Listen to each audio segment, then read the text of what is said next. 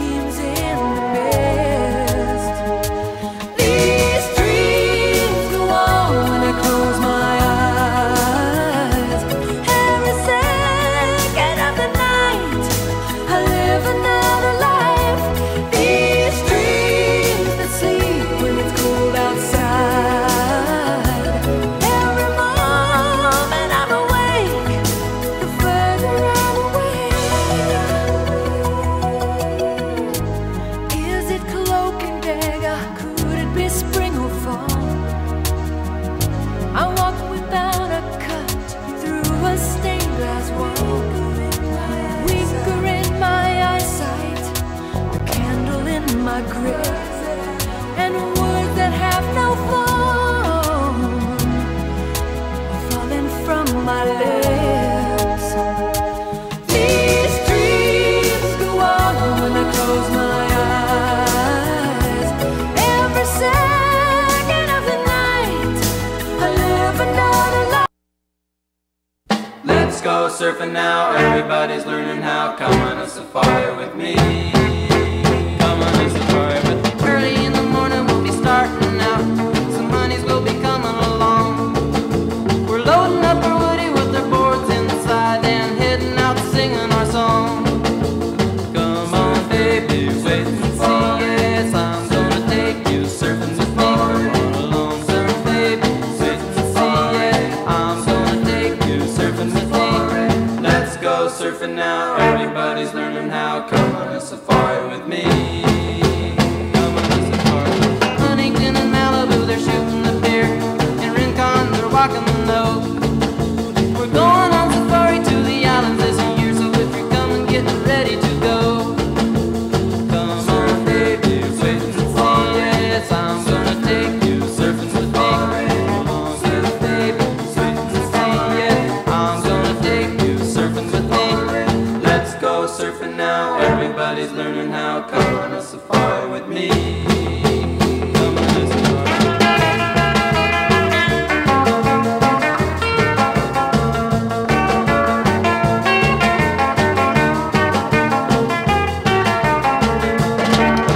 They're angling in Laguna and Sarasoo.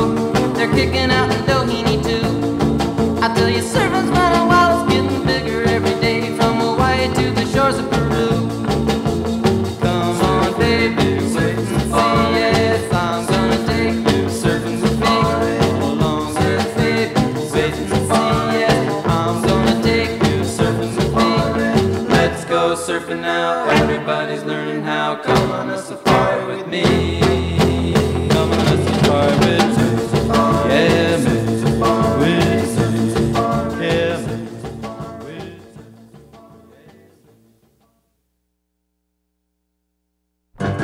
You shake my nerves and you rattle my brain. Too much of love drives a man insane. You broke my will, but what a thrill. Goodness gracious, great balls of fire. I let you love what I thought it was funny. You came along and woo, now honey, I've changed my mind. This love is fine. Goodness gracious, great balls of fire. Kisses, baby. Feels good. Hold me, baby. Well, I want to love you like I love you should. You're fine, so kind. Got to tell this world that you're mine, mine, mine, mine. I chew my nails down and I twiddle my thumb. I'm real nervous, but it sure is fun. Come on, baby. It drives me crazy. It's just great balls of fire.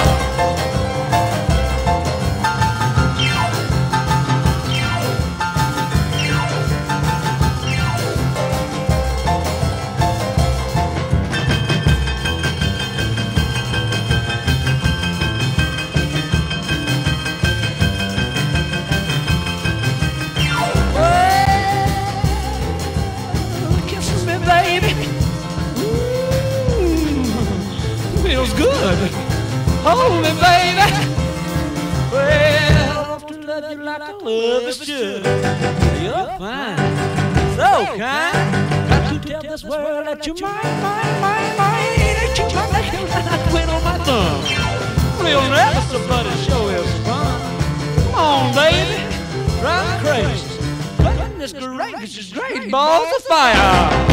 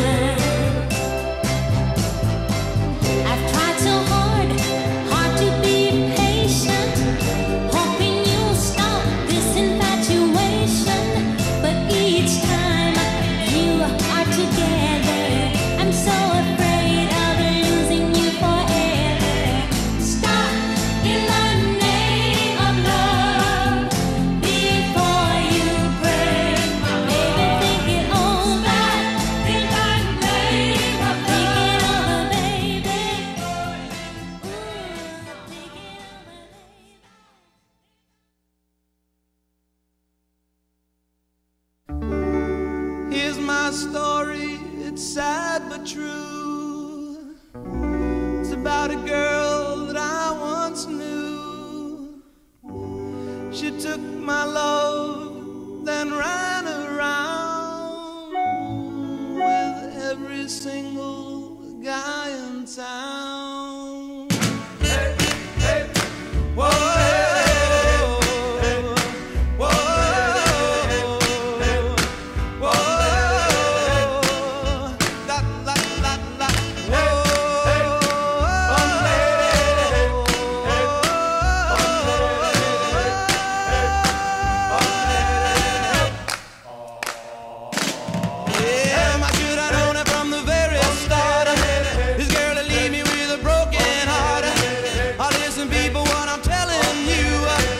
Keep away from a runaround Sue, yeah. My little lips and a smile on her face, the touch of her hand and this girl's warm embrace.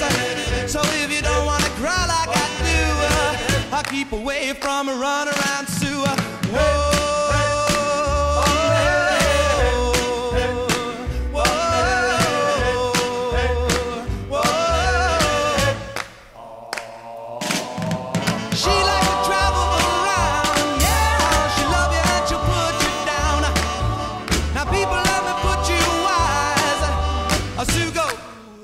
Out with other guys, here's the moral and the story from the guy who knows. I fell in love and my love still grows. Ask any fool that she ever knew to say, I keep away from a runaround Sue. I play that out. Yeah, keep away from this girl. I know what she'll do. Keep away from Sue.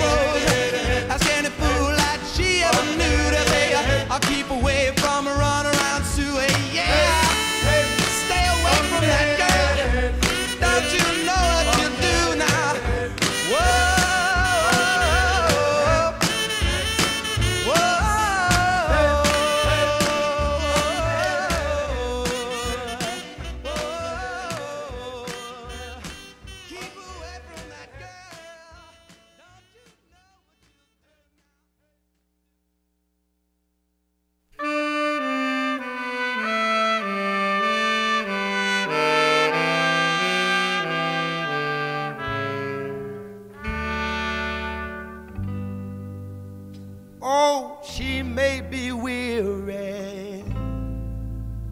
Them young girls, they do get wearied wearing that same old shaggy dress. Yeah, yeah. But when she gets weary, try a little tenderness. Yeah, yeah. Oh, man, that.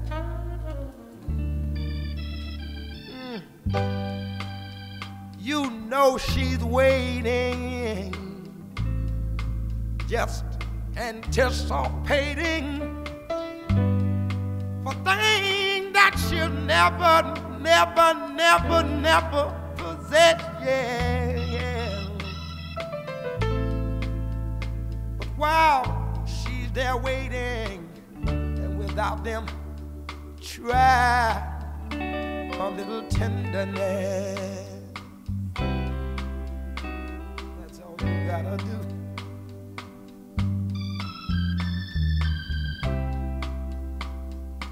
It's not just sentimental, no, no, no.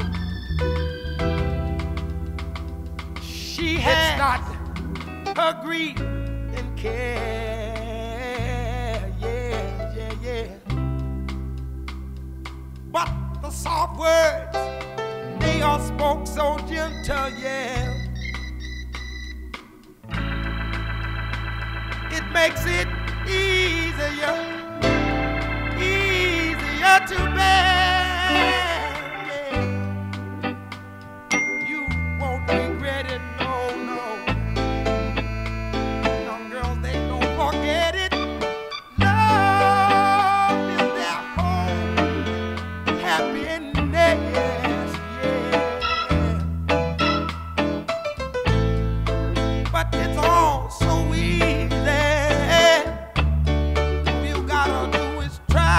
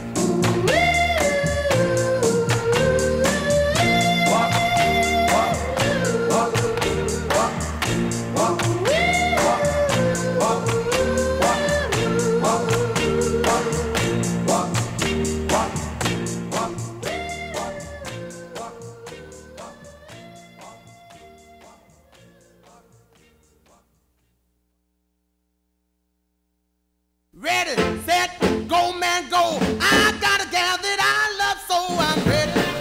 Ready, ready, set, I'm ready. Ready, ready, set, I'm ready.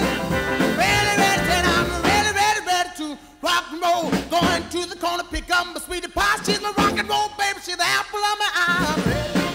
Ready, ready, set, I'm ready. Ready, ready, set, I'm ready. Ready, ready, set, I'm ready, ready, ready to rock and roll. All the flat top cats and our dungaree dogs are headed for the gym to the sock hop ball. The guns are really jumping, the cats are going wild. The music really set my deeds, the crazy style. I'm ready. Ready, ready, set, I'm ready. Woo! Ready, ready, set, I'm ready. Ready, ready, set, I'm ready, ready, ready to rock and roll. Hey!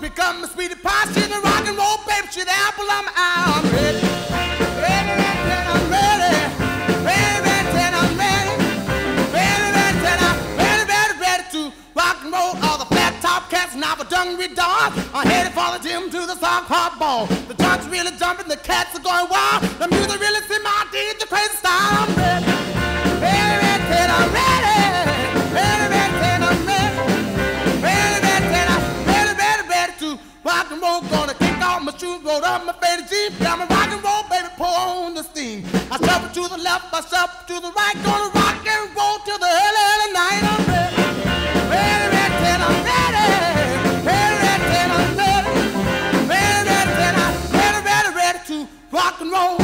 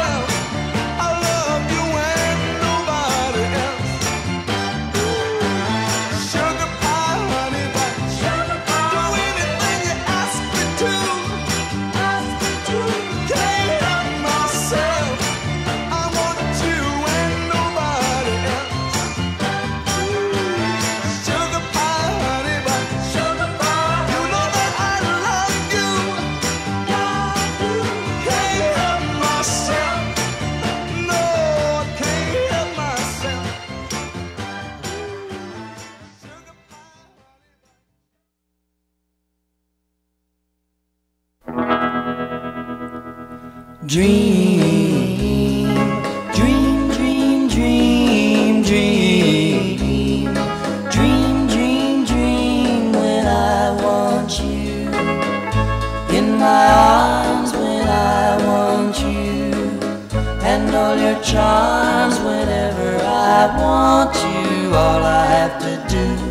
is dream, dream, dream, dream. When I feel blue in the night and I need you to hold me tight whenever I want you. All I have to do is dream.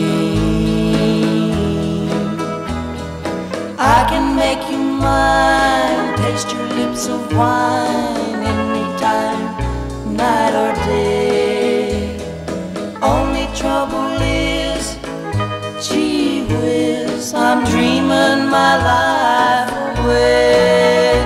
I need you so that I could die. I love you so, and that is why whenever I want you, all I have to do is dream, dream, dream, dream, dream.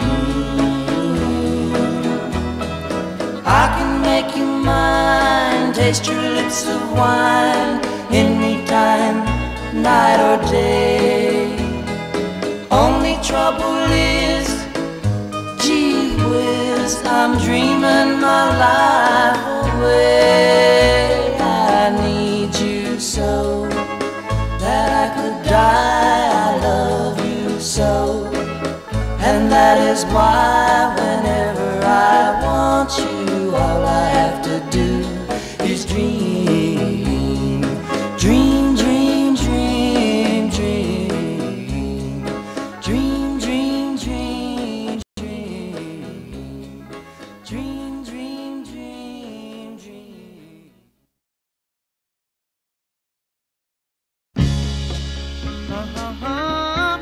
Oh yeah. Oh, listen to me, people. I ain't got time to think about money.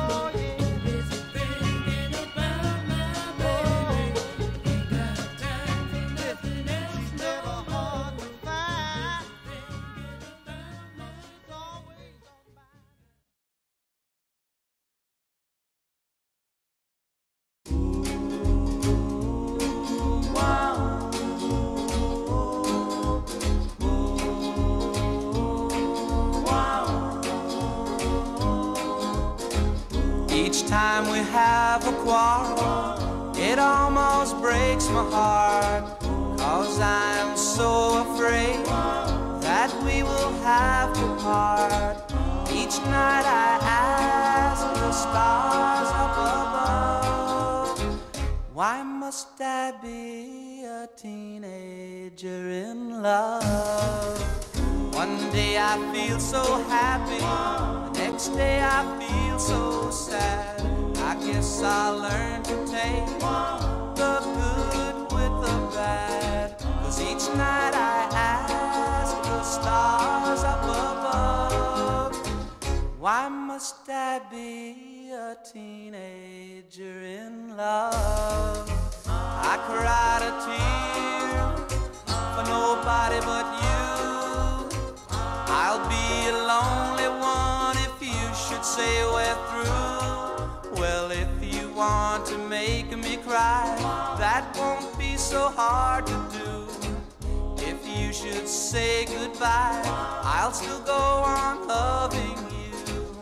Each night I ask the stars up above, why must I be a teenager in love? I cried a tear for nobody but you.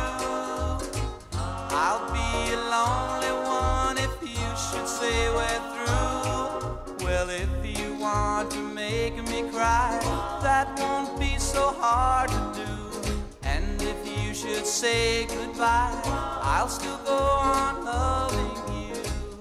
Each night I ask the stars up above, why must I be a teenager in love? Why must I be a teenager in love? Why must I be a teenager in love?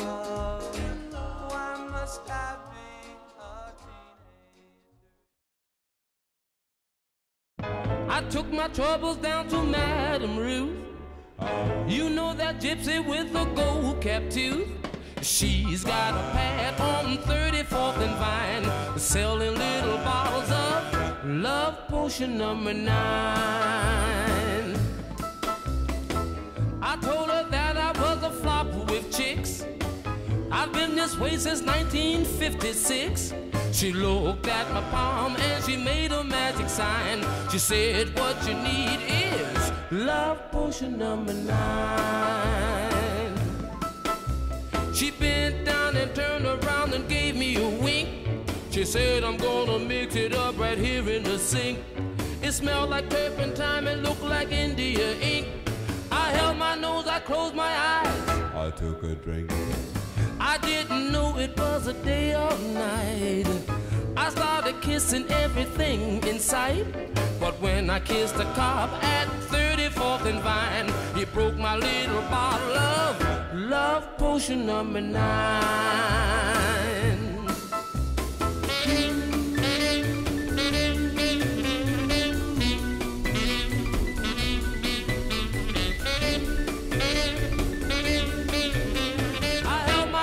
Closed my eyes, I took a drink. I didn't know it was a day or night. I started kissing everything in sight. But when I kissed the cop at 34th and Vine, he broke my little bottle of love potion number 9. Love potion number 9. Love potion number 9.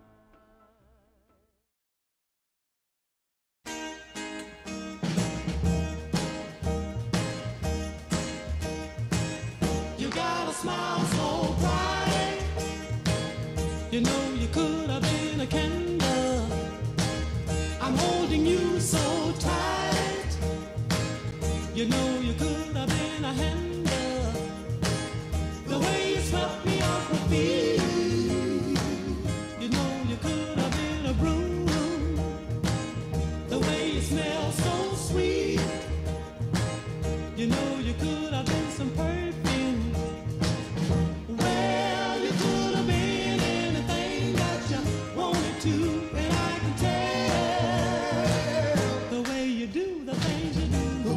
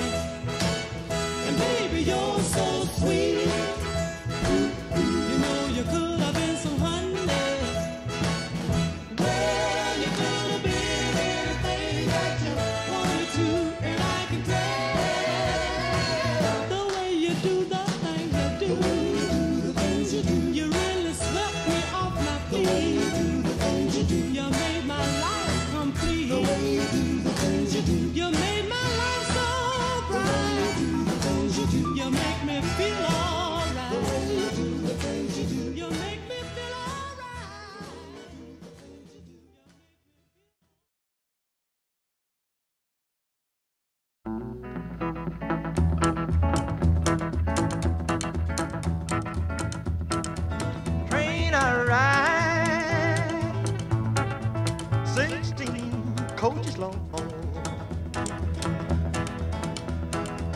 Train I ride, 16 coaches long. Well, that long black train got my baby and gone. Train, coming round the bend. Train, coming round the bend. Well, it took my baby, but it never will again. No, not again. Train, coming down the line. Train, coming down the line. Well, it's bringing my baby, 'cause she's mine, all mine, she's mine, all mine.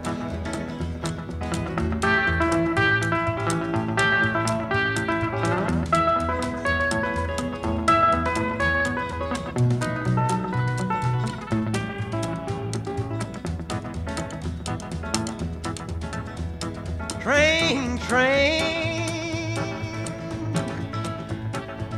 coming round the bend, round the bend.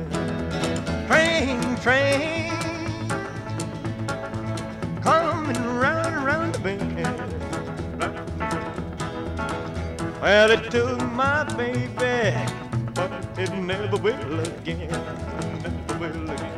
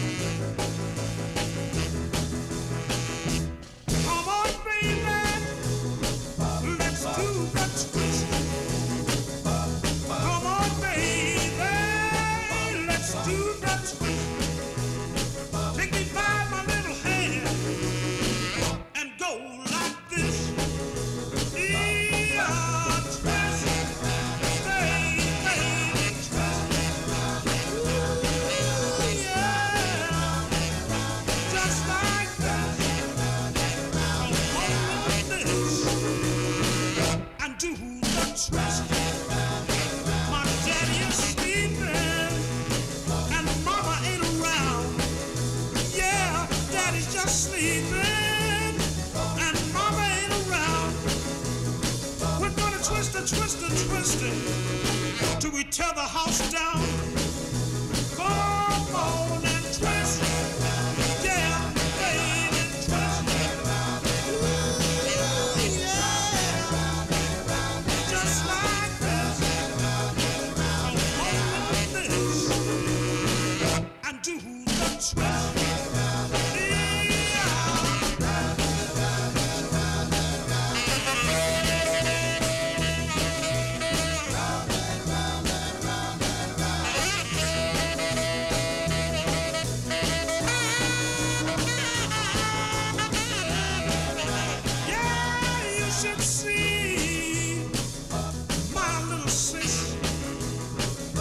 You should see my little sister.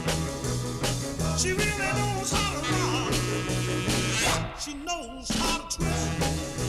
Come on and twist. Yeah, baby, twist. Yeah, just like that. Come on this and do the twist.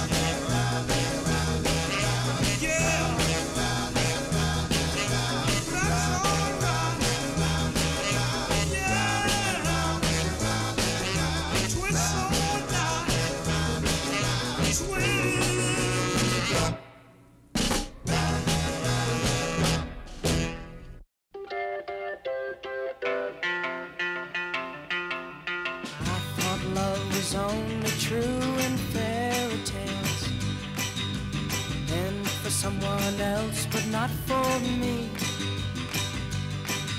Our love was out to get me. That's the way it seemed. Disappointment haunted all my dreams. Then I saw her face. Now I'm a believer. Not a trace of doubt in my mind. I'm in love. I'm a believer. I couldn't leave her if I tried. I thought love was more or less a given thing. Seems the more I gave, the less I got. What's the use in trying? All you get is pain. When I needed sunshine, I got rain. Oh, then I saw her face. Now I'm a believer. Not a trace of doubt in my mind. I'm in love. I'm a believer. I couldn't leave her if I tried.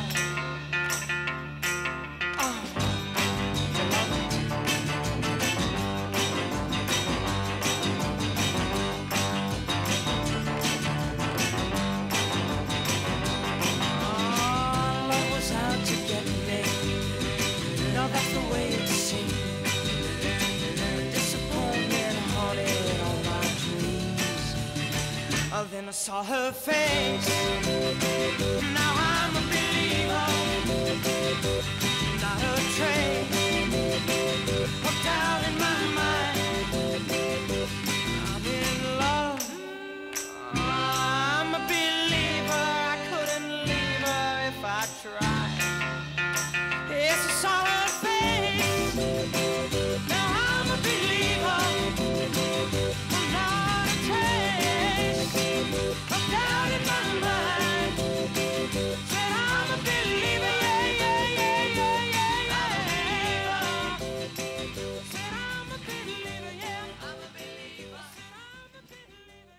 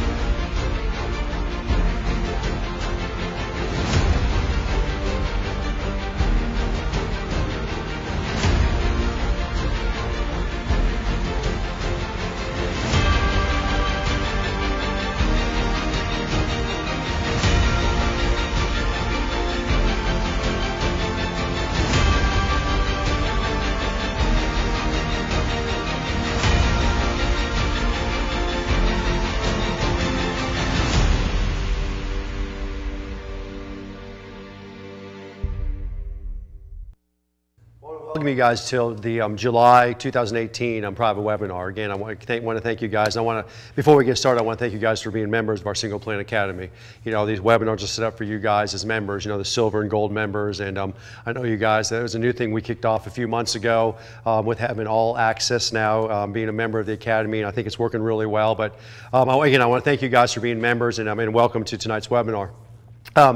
And I'm going to talk about what we're going to do tonight in the webinar. First of all, we're going to keep our fingers crossed, keep our toes crossed that this runs smoothly because we're using a new format, we're using a new system to try to help with bandwidth and kind of help with the webinar. So if something were to happen in the middle of this, and trust me, we're hoping it doesn't, but if something were, we will get this recorded and we'll get this out in the next 24 to 48 hours. So I'm going to make sure that you guys know that before we start, because we got a new system working tonight that we're hoping will get more people on, will be easier for people to get on. Those that were having problems in the past with their bandwidth, it's going to help them and so on. So I want to say that up front. So anyway, so thanks again for joining us tonight, and let's hope we make it through the 60 minutes plus of the webinar. What we're going to do tonight is, obviously I'll do a couple of announcements at first, and then it'll be real quick. And then we're going to talk a little bit about on-course or practicing on the golf course. And you guys will understand when I say this. And I know, and I'm kind of hesitating as I say this right now, because It's the way I say it as in how to practice on the golf course. It's not on-course instruction. It's how to practice when you're out on the golf course. We're going to talk about that, and we're going to get a little bit in depth in that, talk about some statistics. Todd and I shot a couple real quick videos on that, some kind of instructional videos for you guys and what we mean by that. And then we'll go on from there. And then we'll have a lot of time at the end, or hopefully we have a lot of time to do some Q&A. We've already got some great questions coming in. We already had some great questions coming in, and we'll get through as many of those as we can. But I want to bring Chandler Ruskin. Chandler, obviously, you guys know Chandler. Chandler is the manager. He's one of our first assistants at the Greatest Golf Academy. He's the manager of the Single Plane Experience schools. So Chandler's actually, I always say this, and it's the truth, he's the teacher of the teachers. And he actually, a lot of you guys are in the coaching program or the gold program now, as we say, the gold program. You know Chandler because he does a lot of the videos. He does a lot of the monthly or weekly videos, actually. He does those with Trent. And so anyway, so you know him. Now, I brought him in early. Chandler's going to be involved with me highly in this tonight with the Q&A and so on. But I brought him in early because to help me with some announcements here. So first things first, and the first announcements. And I'm actually going to make this a challenge. I know some of you guys want to throw challenges out to you guys. Some of you guys love them, some of you guys hate them, but whatever. You guys know I love to do challenges. But I'm going to challenge you guys something on here. We have our first ever, or our first, what we want to call it, mental games school coming up August 31st and September 1st in Chicago, Illinois, okay? So it's August 31st and September 1st, our first mental games school featuring Paul Monahan, who is our performance energy coach or our mental game coach, and Chandler. Chandler's actually going up there. Now, so Chandler's going to be up there with Paul, and number one reason Chandler's going up with Paul, number one, is because he's one of our top instructors. The second reason is that he's actually studied with and under Paul for quite a while now. He's actually worked with Paul on the performance energy and so on for about a couple of years now. Hasn't been a couple of years now? Yeah, a couple of years. Okay. Now, I told you guys I'd give you a challenge. And here's what it is. I really, really, really want to go to the school. It's just, Chandler, here's the deal. I'm going to lay it out in line for you guys. Paul's obviously running the school up there with the help of Chandler. And Chandler kind of came to me and said he really wanted to go to this. He really wanted to do this school. I'll tell you right now, and I don't want to speak for Chandler, but if there's, of all the schools we do all year long, we're talking the biomechanics schools, the 3-day, the 5-day, the alumni, he pushed harder for this one than he did pretty much, didn't you? For this school, yeah. Oh, yeah, it's going to be a great one. Yeah. I'm looking forward to it a lot. He wanted to be part of this school. Well, so did I. So, but being the nice guy I am, I told Chandler, I said, it's your baby. Well, as I started thinking about it, and Paul was putting his curriculum and agenda together for the school, and we were going through all the different things, I realized, I made a mistake. Meaning, I promised Chandler, but I really want to be there. But here's what it comes down to is we've really got to have 6 or 7 students to have 3 instructors there.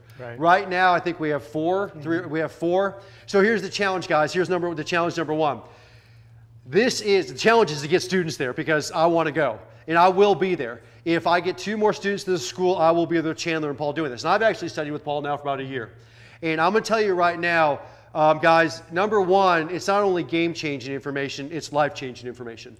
And I'll be honest with you, Chandler and I, and I know, and I'm not going to get this real in depth because Chandler in particular and myself, we can get real emotional talking about this because it really is. In fact, when I talked to Chandler earlier about this, saying we're going to talk about this, he kind of stood there and said, I'm going to try not to get emotional on this thing because, guys, here's the deal. We play a lot of golf. We go and play competitive tournaments. We go play for fun. We play against our buddies. Chandler and I just go out. We go as partners. We go play golf together. We play out of golf. We play out of golf. We thought we knew what was going on in the golf course. We thought we knew how to think on the golf course. We thought we knew what to do before the rounds, during the rounds, after the rounds, mentally. What Paul has worked with us on is life-changing on the golf course. I mean, it's the best way to put that. And I so bad want to get up there and listen to more of what he's saying. This is why I'm throwing out the challenge. Because I really can't justify unless we get a couple more students. And I want to get up there and I want to be part of this bad. So challenge number 1 is, guys, I cannot stress it. We're probably not going to have another one of these this year. In fact, I know we won't. Because just Paul is so busy. This is not what Paul does for a living. Paul is a performance energy specialist that works all over the world with big corporations and actually with a couple... And even elite athletes and musicians. Well, he works with a couple of professional baseball teams. One of the team he works with, there's a couple of Cleveland Indians. He works with, professional musicians, Cleveland Indians. He's brought in by big-time people to do this. Well, he's a single-plane golfer.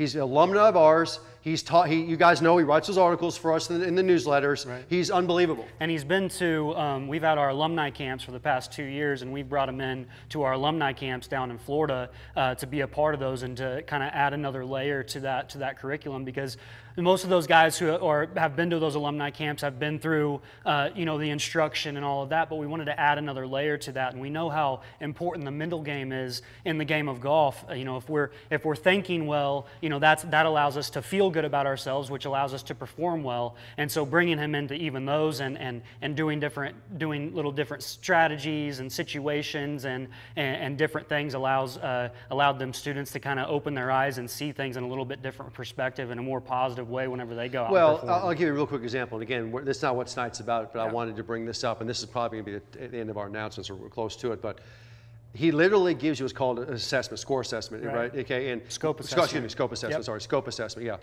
and literally it's an assessment of. Well, Chandler can describe it. Yeah, so I actually did one right before this. So you can do it at any time, and it's for any activity really that you're doing. So say a round of golf, and say you don't feel like you're in that best of a performance mindset, or you're not really sure where your mind is at or where you're thinking, or maybe you just want to know where you're at. And really, you just go through this assessment. It takes you 5 minutes, and it basically tells you exactly what level of energy you are operating at. And really, there's 7 levels of energy. Level 1 being the lowest, where we're thinking negatively, where we're feeling confident, all the way to level 7, where we're feeling ultimate joy, and we're just really involved and fully embracing the present moment that we're in, to where we can optimize our potential. So at any time, you can basically see where you're at, and then it also gives you strategies to get yourself to the next level, or to be in a more productive state. And the way we set up the school is the fact that we actually give a scope assessment prior to the activity. We give a scope assessment during the activity, and we give one post-activity. And then we compare, analyze. Guys, it's crazy stuff. And what's interesting about this school is we're actually getting on the golf course. The first day, we're doing a 3-hole simulation where we do the assessments before, during, and after. We realize kind of where we're at. We're aware of our thoughts, and then we're able to work through that and learn how to accept that and move forward to where we can be in a more productive state. And then the last day, we're doing a 9-hole playing simulation, and then there's also going to be some short game putting, chipping games, to where we're going around the greens, going through different lines, because everyone deals with certain struggles and different challenges when they're out on the golf course. Like for me, one thing that if I have a ball in the rough that's below my feet, I have a little bit of fear in that shot. So it's really learning, being aware of that, seeing what stories I'm making up in my head about that, and realizing that how to play that shot and move forward. What really blew my mind on this, because first of all, I took him as a life coach. That's kind of how I started with Paul, and then I went into more performance energy into this, and still working with him. But privately, I mean, this is literally Chandler and I hired him privately to do this. But what really blew my mind is, and Chandler and we've talked about this a lot, is my productivity or my awareness / ability when I practiced magnified dramatically. It was crazy, because I basically realized I was wasting my time in about 3/4 of my practice. Because I was. I mean, I was going through the motions, but I wasn't doing it where it was a positive. It was. I mean, I was in a level 1, maybe a 2. I mean, seriously, when I was practicing. And with how much we play and practice, it's very easy to fall into that. Oh, yeah. And so what Paul did was came in and we start to learn about ourselves, learn about our thoughts, and learn about kind of where we're at a certain place, and being able to realize that and then get out of it to where we can go to that productive state very quickly. And it's pretty mind-blowing, the different things that he throws our way and stuff for us to try throughout that process that really gets us to that next level. Guys, I didn't want, again, we've already talked too long about that, but we're passionate about this. You guys can tell that. But anyway, that's my challenge to you guys tonight. It's on the website. You go to the website if you want to sign up for that. We're going to limit it. We can only handle a few more in there. Right, because we are getting out on the golf course. Yeah, absolutely. I mean, this is not a 12 to 14 person school. No way. I mean, this is not at all. This is a lot of one-on-one work too. So that's why we did this. But my challenge is to get a couple more in there, because I really want to go. So anyway, it'll be a great time. Other thing on there, just last announcement that we're going to get into what's going on tonight. The fall schedule is up. We are going to Vegas, we're going to Phoenix, we're going to Orlando, we're going to San Diego. One school outside of Vegas, one school in San Diego, I think 2 in Phoenix, 1 in Orlando. That's it for the fall. Everything you see on there right now is it. You guys are members. We're telling you early. You can use your membership discounts plus early bird. You can save maximum amount right now. As they start filling up, the prices go up. So again, that's why I want to tell you guys, it's not to sell them. It's just to let you guys know, the earlier you get in, the more you save, okay?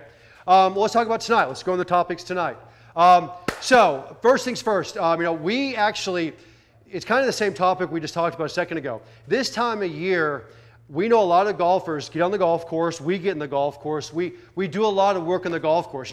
Yes, we spend time in the range hitting balls. We spend time around the green hitting, putts, chips, and so on. But we like to go out and play.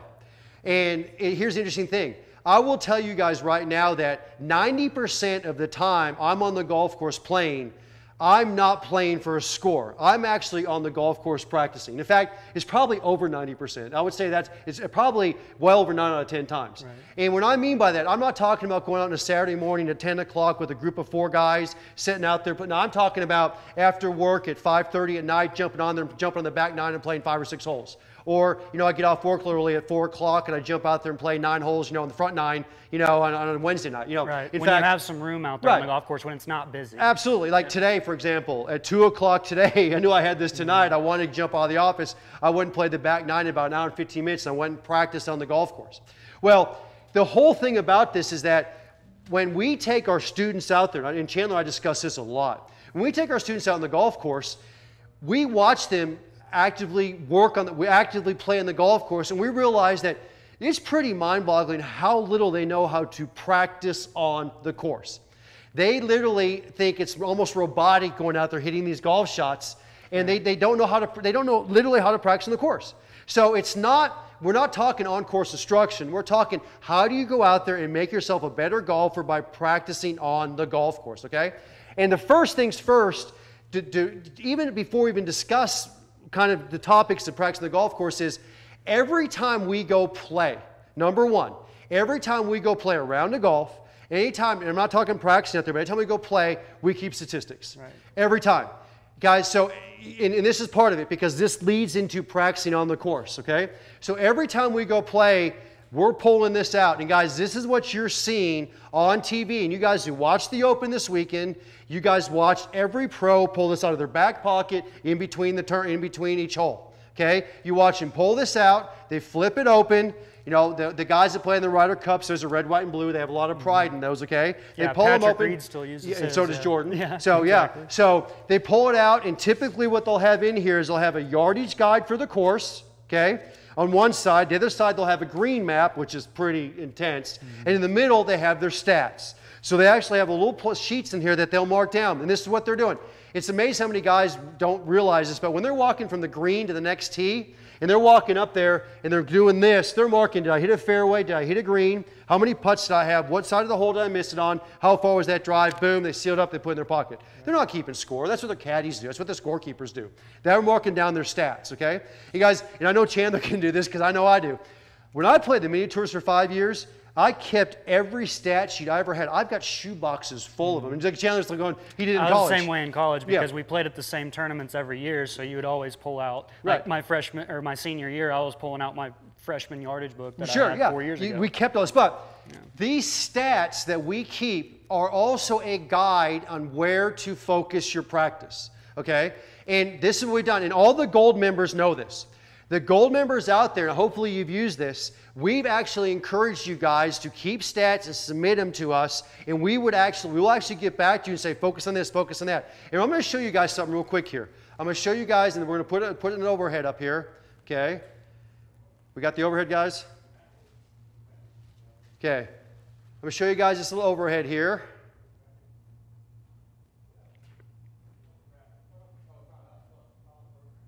Guys, this is what we're talking about, there it is. All right. And if you look at this, I'm going to talk you through this for a few seconds. This basically, I'm not going to go through real specific. This is actually a breakdown of the basic statistics that are kept in a golf course, from fairways hit to tee shot distance to greens of regulation to pitch percent up and down, chip percent up and down, putts per round, and so on. And as you see a number by underneath the 30 handicap. For example, they hit 40% of the fairways hit on average. A scratch golfer hits 65% of the fairways. So that's where you land the ball and it stays in the fairway. You can look down here, pitch percent up and down. 30 handicap is 15%, meaning they pitch up and they one putt in. A scratch golfer is 50%. So you guys kind of see that. This is actually, these are statistics that were done by the United States Golf Foundation with over 100,000 rounds of golf. And now, what I have here is a 30 handicap and a scratch golfer. When I got my Class PGA profession, when I did that, and I gave a presentation at the end, which Chandler's going to do here in the next year, and you give a national presentation, I actually, as a biostatistician, I broke that down to a 30 handicap, a 25, a 20, a 15, a 10, a 5, and everything in between. And what that did, and I presented the PGA, and they actually made me get in front of everybody and present it, which was kind of cool. But what that did is it allowed you then to compare where you are. So let's say you're a 20 handicap, and you hit 30% of the fairways. So you circle that 30%, you're now in the 35 handicap zone for fairways hit. And let's say your pitch percent up and down is 65%. Well, you're a scratch golfer, pitch up and down. So obviously, by looking at that, you need to work on accuracy off the tee. Okay? So that's, guys, I know that's kind of real quick in a nutshell there, but this is what it tells you, and it breaks on all those categories. So it hyper-focuses where you need to practice by keeping your statistics. This is what all good players do. I cannot stress that enough. This is how you lower your handicap efficiently and effectively and in the quickest amount of time. Because here's what happens. It is amazing. I walk up to the average golfer and say, what do you think a scratch golfer hits in distance? They go, 280 yards, 290 yards. You know, I just start chuckling. I go, because you're watching TV golf. You're watching the pros. The average scratch golfer hits a driver 240 yards. Now, that means there's some that hit at 270, but there's also some that hit at 210. It's an average, guys, okay? Understand this. It allows you to categorize and see where your weaknesses are and allows you to push on those weaknesses to build them up. Because as any golfer knows and any golf coach will tell you, you're only as good as your weakest part of the game. That's it. So if you are, let's say you're hitting fairways in the scratch category and you're hitting greens in the 10 handicap category, but your putting is in the 30 handicap category and you're a 15 handicap, I guarantee you what you need to work on. It's going to be what? This is what that allows you to do. Now, gold members, you guys, hopefully you know this. We will do this for you. We promote this. We talk about this. But this is actually how you need to start working on how to build your game, okay? How to practice your game. We are actually, and this is when we talk about, and this part of the issue we're talking about here, our next master class coming up, and I'll throw this out to you guys, this is what it solely revolves around. Now, it's not for a couple months. So, I mean, I'm just throwing this out, but we are actually going to do a how to practice on the golf course type masterclass that literally revolves around keeping statistics and then going out in the course and how to practice to get better at that part of the game. No ifs, ands, or buts about. That's what this is all about. Now, so the next step on that is, and we got a couple of videos here, and I'm actually we're going to queue up a few videos here, and they're instructional videos. One's by Todd, two's by me. But this is what we talk about when we talk about how to practice on the golf course. You want to bring them up, guys? So video number 1, Todd.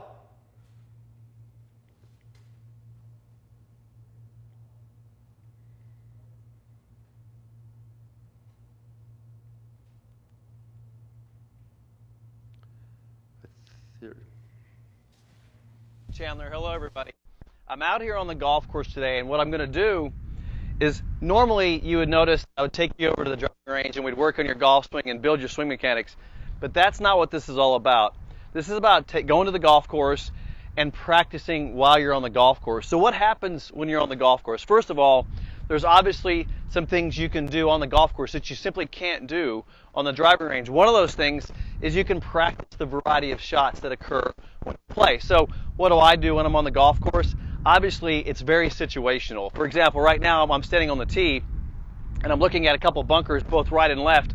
They're kind of in my target area, so I'm going to practice some different shots off the tee. I'm also going to go down the fairway and then show you what you can actually do when you're in the fairway practicing around certain shots, because as you know, you never get a level lie. You're always getting side hill lies. You might be in a bunker, or you might be in the rough. We'll go down there and we'll practice some shots around the golf course. So let me hit a tee shot first, and then we'll head down there.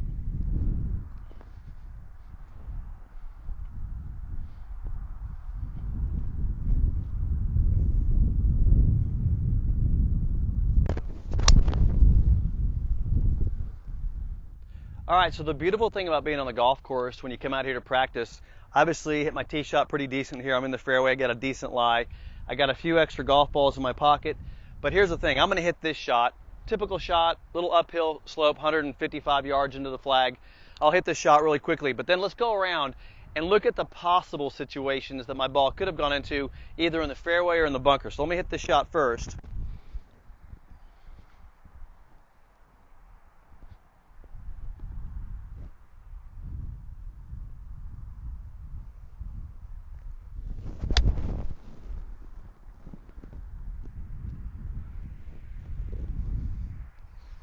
All right, so follow me now, and let's look at some situations here. Now, obviously the fairway is good, so I get decent lies here. Let's check this out. So I'm going to come over here. I'm going to drop one into a divot. Happens a lot. Sometimes you hit a good shot in the fairway, and if you play by the rules of golf, I've got to hit this shot out of a divot. So I can play around with this. How many times on the range are you practicing your swing and hitting out of divots? You don't do it very often. So once again, it's a situational thing that I might want to practice when I'm on the course.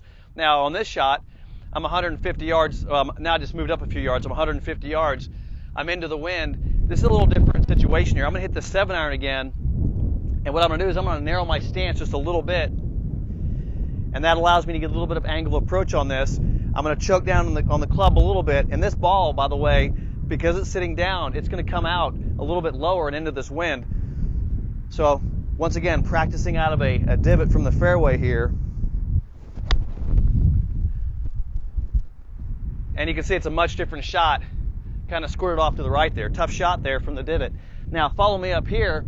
Another situation that you might get into is obviously, of course, it rolls off and now it rolls into the rough. The rough is an entirely different situation here. And this is something you've got to practice on the course. I just kind of put the ball into a bad lie. Now look at this. The grain's going over top of the golf ball. So it's not really tough, but what's going to happen is, now that I'm a little further forward, I got an 8-iron. This thing is sitting down, the grain's over the ball, and I'm going to catch a lot of grass in between the club face and the ball. So once again, I'm going to narrow my stance a little bit. It's going to be a downward angle approach. It's not going to fly very far. This thing's going to come out kind of heavy. It's going to come out with a lot of, it's not overspin, but it's not going to have much backspin on it. Once again, critically important that you go to the course and play the different variety of shots that you're going to experience on the golf course, and you only get these shots when you're out here. Let me just hit this one real quick.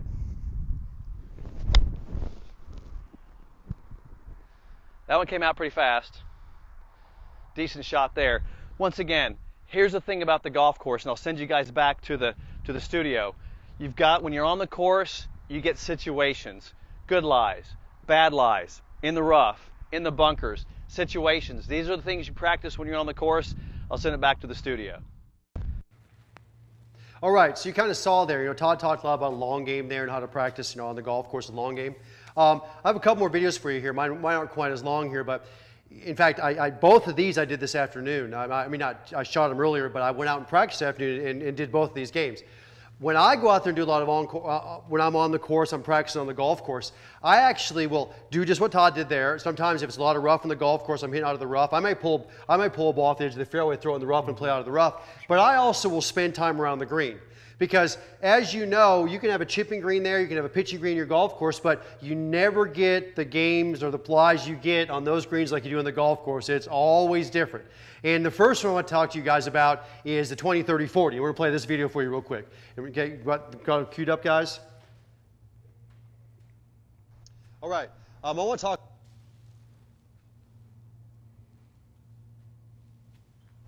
All right. I want to talk a little bit about, we're going to do a master class on basically how to practice on the golf course. And to be real honest with you, we've done quite a few master classes now, and this one's probably the most exciting one in my mind. And I'll tell you why, because, we talk about practice on the range a lot. We talk about going out and, working on the short game area, about chipping, pitching, putting, and so on, things like that, and around the practice area. But I'll also be honest with you. This time of year, it's the middle of the summer right now, I do most of my practice, or a lot of my practice, on the golf course. I can typically get on a golf course, get out here a little bit, and find a hole on the golf course, or, right now it's a Tuesday morning at 9:30, and I think where there may be 3 or 4 people on this golf course right now. You know, I can find some time to get out here where I can get out here and practice. But the part of the master class that I'm going to bring up is a lot to do, obviously, with basically 150 yards and inside. So, and about different drills you can do around that and how to practice. And I'll explain that. I want to talk about that here real quick. And we're going to have a lot of these in the master class, but I'm going to talk about one today. And I actually call this it's a drill, but it's actually it's called the 20, 30, 40, 50, 60 drill. I mean, if you want to put a name to it. Basically what it is I'm out here. I've played, this is the 16th hole out here, Rose Creek. I played this golf hole, so I played it from tee to green. I played the hole, okay? Now, what I've done now is I've looked at the situation we have here. We have a pin at the back of the green. We've set up. As I walked down from my cart, I brought a putter down and a bunch of different clubs. Basically, I brought all my wedges, my 9-iron, my 8-iron down here, okay? If you're walking, you have your bag with you, but I brought that with me. I've now stepped back from this pin, and I'm 30 paces back from this pin. Okay, so I'm 30 paces back, so that's how we're going to start playing this game. Now what I've done is I've thrown 2 balls down, and I let them lay. So basically what I've done is I've gone back here, I've gone 30 paces back, I throw 2 balls down, I let them lay, okay? We're obviously got a fairway lie here. Now what I'm going to do is I'm going to try to get these up and down. So I'm going to set up, okay, on these 2 golf balls, and I'm going to try to get them up and down, okay? So set up, play the first, okay? Set up, play the second. Okay, now what I'm going to do is I'm going to go putt those out. Now what I will do is I'll leave my clubs here, because here's what we're going to do. I'm going to take my putter and I'm going to go putt both of those out just like I was playing on the golf course, okay? So I'm going to walk up. I'm going to shortcut this for time's sake here, but I'm going to go play those out. Right, so those 2 putt shots I hit out there, I got them up and down. I went, pulled the flag, got up and down, played, you know, normal. What I do from this position, I'm going to go pace back. So I'm going to go 1, 2, 3, 4, 5, 6, 7, 8, 9, 10. So I'm now 10 paces back. So I was at 30, now I'm at 40. Now I play this. Now I play a shot from this position. So I'm going to set up. I select the appropriate club, okay, and I do the same thing. I go here. Now work on getting these up and down.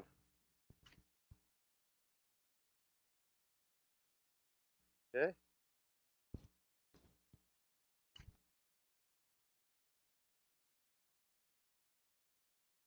Okay. Now I go do the same thing. So I'm going to go up there. I'm going to go putt those out. Now, if I don't get those 2 up and down, I come back to this spot. I come back to this 40 spot.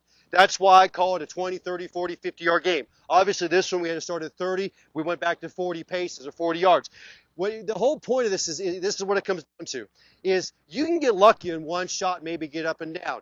Getting up and down with 2 balls in a row is not lucky. That's getting a little bit more skill. But here's the other thing on this, is that why are we going back and working on a 50-yard shot, a 60-yard shot, a 70-yard shot when I can't get up and down from 30? That's why we go 30, 40, 50, 60. That's how we build this part of the game. That's how we practice on the golf course. So again, real quick, what we're doing here is we went and played the hole out, just like we normally play. Then we took the 2 golf balls. We came back. We took all the clubs we needed. We started pacing our way back. We started at 30, got them up and down with both golf balls. If I didn't get up and down from that position, I'm going to try it again. Okay? I'm going to bring it back, go 30 again. Once I get both of them up and down, then I come back to 40. Okay? And go 40 yards. We go back all the way 40, 50, 60. I would go back maybe to where you're comfortable, maybe till you got some time or go to the next shot. But I call it the 20, 30, 40, 50 game. It's a great game. It's a great drill to work on that short game, different types of shots out there, working your way back. But again, remember, you don't want to jump over the spots that you're not good at, okay? Working on this, promise you, get a lot better at the game. All right, so you guys saw that. Again, I think you're getting a pretty good feel for what we talk about practicing on the golf course now. How many of you guys have the opportunity to do that on your practice facility? We have a great practice facility at Rose Creek, and you can't do that. Right. I mean, in fact, I was up at Oak Tree National, which is where they hold a PGA event, and they have some majors this last Monday. They don't even have that. And that's the creme de la creme. They don't have a place you can do that. Yeah. This is what we're talking about, practicing on the golf course. And if you think about it, I mean, there's so many times when you're out on the golf course that you're going to encounter a situation like that. You know, think about it, you know, the ideal round would be hitting out every fairway, every green, but that never happens. Think about a par 4 where you maybe get out of play off the tee and have to lay up, you can't get to the green. Well, that is exactly where you would put yourself in that. How about a long par 5, you can't get there? Yeah, exactly, long par 5, you can't get there. Then that's perfect for developing those distances. And that's but we've got hundreds of these. That's what I'm trying to say here. Yeah. And this is what we talk about. And maybe some of you guys know these. I would bet that a lot of you guys don't, because when we take our students out there and we take them on the golf course, they look like deer in the headlights when we talk about these, don't they? I mean, it's pretty crazy. They're looking at us like we're nuts. I have one more for you guys, and we want to get into this because we want to get Q&A tonight. But this is probably the one I do the most. And politically correct for tonight's saying, I'm going to call it the oh crap game. I officially call it the oh blank game. You guys can make up whatever words you want. You'll understand as we go through this. And I'm going to show you one more video. It's called the oh crap game, but this is what I do on the golf course, and I do this a lot. Okay. All right, I want to talk to you guys about another thing we're going to do in the on how to practice on the golf course. And this is actually one of my funnest drills I do on the golf course. In fact, I do this every time I go and practice. I call this the old crap. You can call it the oh sugar game, the oh crap game, whatever you want to call it. I mean, there's other terms you can throw in for this. But basically what it is I played out this golf hole, and then I go find a spot around the green that if you hit it in that spot, it's like, oh crap, that's the last place I'd want to be. Now, I don't get exaggerated and bury underneath the lip of a bunker or, you know, do something silly like that, but I actually go somewhere on that green like that'd be really difficult up and down from there. And here's what and I'll give you an example here. I have a pin on the green here that's just, I've short-sided myself here. I'm up on a down slope. I've got about a 70% fly, 30% roll up. I looked at it that way. So basically, I'm going to have to land this into the slope and bounce it up on the green. This would be the shot. If I hit a second shot up here, I'd be going, oh crap, that's a pretty hard shot. So I drop 2 golf balls down. Okay, I come up on this. I set up on this shot, and I try to pull off the shot. So I'm going to sit up on it. Okay, try to pull off the shot. So I do it again. I set up. Okay. Try to pull off the shot. Now, guys, these are not easy golf shots. I try to pull this off. Then I go up and I'll go putt them out. So I'll sit up here, I go up here, I putt them out, okay? Now, if I don't get up and down with both of them, I'm going to come back here and try it again. So again, now if you notice, every hole on the golf course you play is going to have characteristics. It's going to have different shots. It's going to have different oh crap spots. That's what I want you to pick. There may be some high rough with a downhill slope. There may be something that you're stuck short of the green. It's a real severe uphill slope. You may have what this is it's giving you practice that when you go play the golf course, you go play those shots, they're not foreign to you. So, and I also believe this, if you can get up and down from those oh crap shots, you can get up and down from anywhere. It makes everything seem easy, okay? So again, I call this the oh crap game. Play out the hole, just in your practice, you're out there practicing to play it, then take 2 golf balls, walk off the green, find the spot in the green that's pretty hard to get up and down from. I mean, the old crap shot. Throw those balls up there, maybe some high grass, maybe thin grass, maybe you short side yourself, maybe you're on the side of a hill, whatever it is.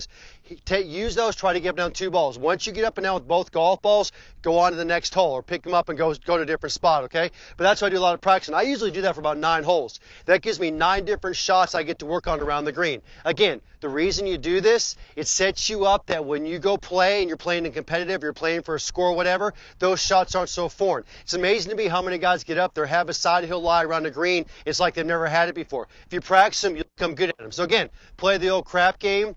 Play this a lot. Do it in your practice rounds. Do it when you're out there on course practicing. You'll become really good at that. I promise you, it'll lower your scores.